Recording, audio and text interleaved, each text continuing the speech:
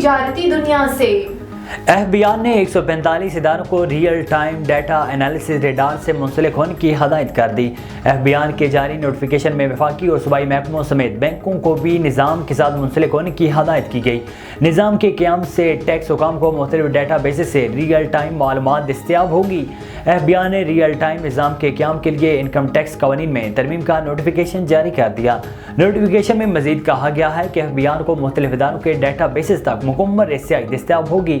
FBI نے تمام اداروں کو 15 جنوری 2024 تک ریڈار سسٹم کے ساتھ منسلک ہونے کی ہدایت کر دی۔ پاکستان انٹرنیشنل ایئر لائن کے انڈونیشیا کی شہر جکارتا میں کھڑے 2 ایئر بس 320 میں سے ایک طیارہ واپس وطن پہنچ گیا ہے۔ تفصیلات کے مطابق پاکستان انٹرنیشنل ایئر لائن نے لیزنگ کمپنی کو $26 ملین ادا کر کے طیارے حاصل کیے۔ دوسرا طیارہ چند روز میں PIA کے بیڑے میں شامل ہو جائے گا۔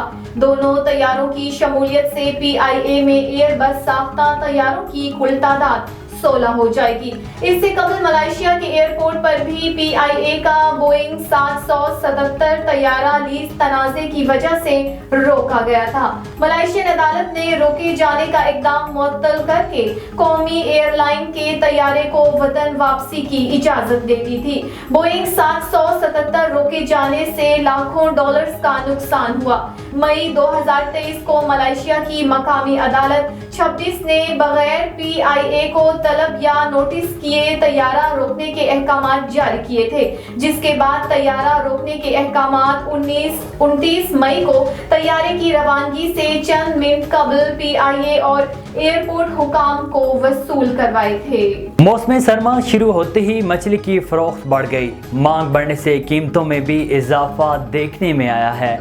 موسم سرما شروع ہونے سے مچھلی مارکیٹ کی رونق بڑھ گئی، تاہم مہنگائی کے اثرات مچھلی منڈی تک بھی پہنچ گئے۔ گزشتہ سیزن کی نسبت مچھلی کی قیمتوں میں 50% تک اضافہ ہو گیا۔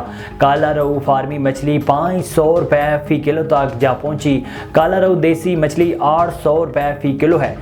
سول مچھلی $1800 فی کلو تک بیچی جا رہی ہے، جبکہ ملئی مچھلی $600 سے $700 فی کلو تک دستیاب ہے۔